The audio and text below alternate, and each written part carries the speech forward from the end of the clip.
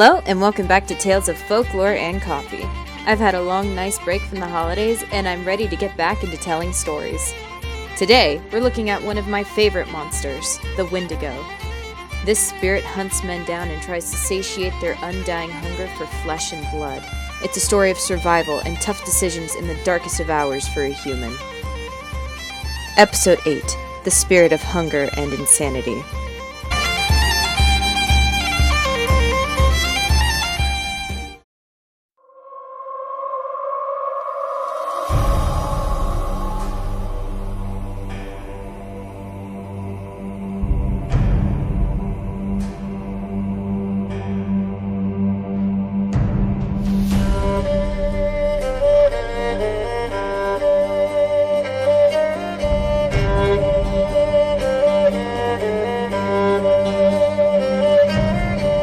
Creaking and bowing tree limbs cracked with the violent wind as it pushed the dying tree around in harsh snow and ice of the long winter.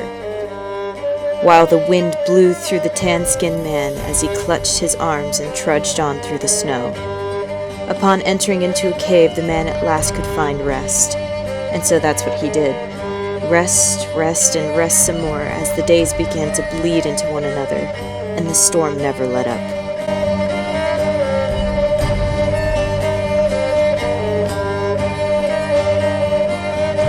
He became more fascinated with the bones lying in the cave with every passing hour as his hunger grew.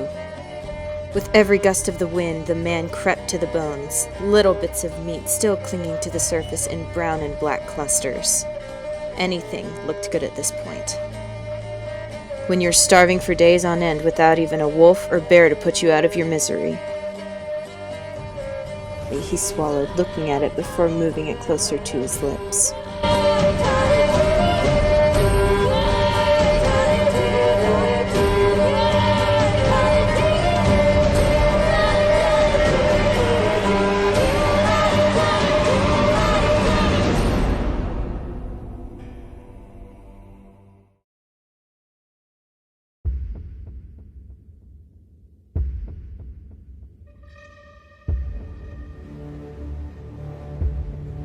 It had been years since anyone had heard from the three men who went missing in the forest. Of course, they never made it back with food. Why would they? It was the middle of the season with no game in sight, at least until the spring.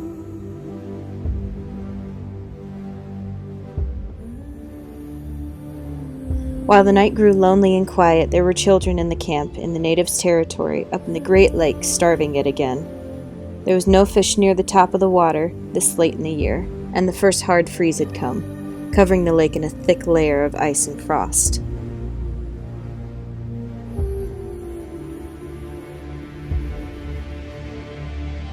The men gathered that night, taking note of the situation, trying to find a way to feed their families, making sure that they were doing all they could for the long winter ahead.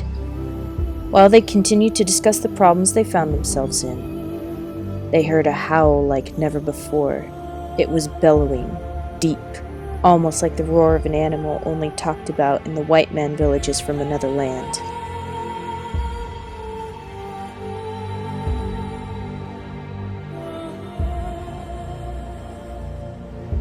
Every man looked to each other, wondering who'd be the first to speak and point out the pink elephant in the room. The elder lifted his head and looked to all the men in the room.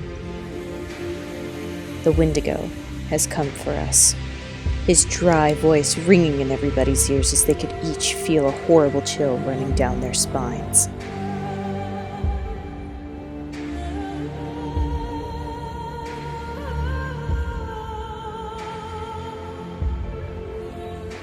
The men gathered their weapons as they were sure the monster would come for them that night.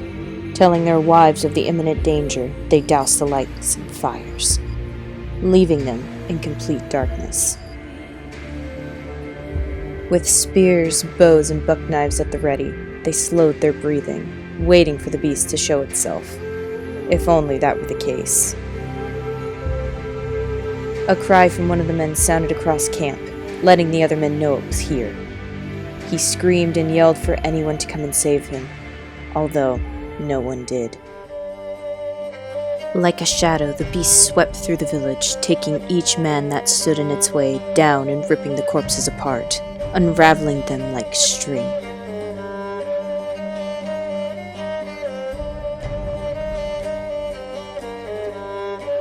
One man, who was the strongest of the tribe, stepped forth, a long spear in his hand pointed at the monster. At what part, he didn't know, as the beast's glowing yellow eyes turned to meet his. The stars and moonlight reflected onto the towering 8-foot monstrosity while he gazed at the man in hunger. With a scream that rattled the sky and those in the camp, the monster leapt forward, making the tower of a man stumble backwards and drop his spear. The beast's claws drew up on the man's chest, piercing his skin and dragging the cut up to his neck before lifting his paw and attempting to swipe at the man's face. This gave him a moment to reach for his spear and stake the Wendigo in the center of his chest. The monster fell forward, impaling itself further onto the spear.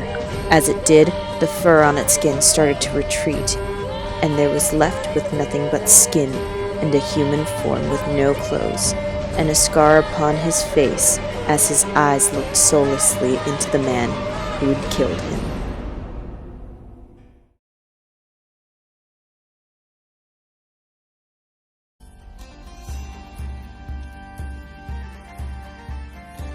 The Wendigo is one of my all-time favorite legends. Its original tale isn't really known since it's an oral story told by the Native American tribes throughout Canada and North America. So this meant I had to take a lot of liberties with my writing this time around. My love for the beast started when I really delved into the deep lore of the comic book character of Wolverine. His first appearance was actually him fighting the Hulk and alongside the Wendigo. This captivated my imagination and quickly became a favorite part of folklore for me. The Wendigo, in its origin, was a monster created as a warning for people who were in survival situations. And if you were a frontier man or someone like the Native Americans living in the forest, you were sure to fall on hard times sooner or later. That leads to desperate decisions to be made, like eating human meat or simply surviving on what you can find.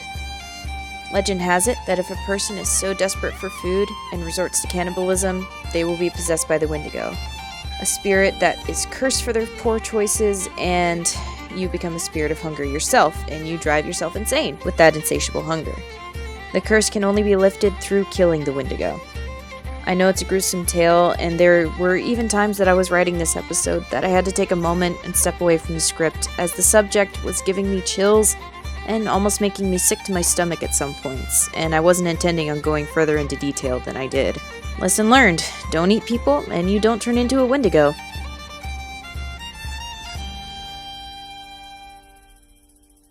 Thank you for listening. For those who watch on YouTube, thank you. You get the treat of seeing a hand-drawn and commissioned thumbnail, as well as directly engaging with me in the comments.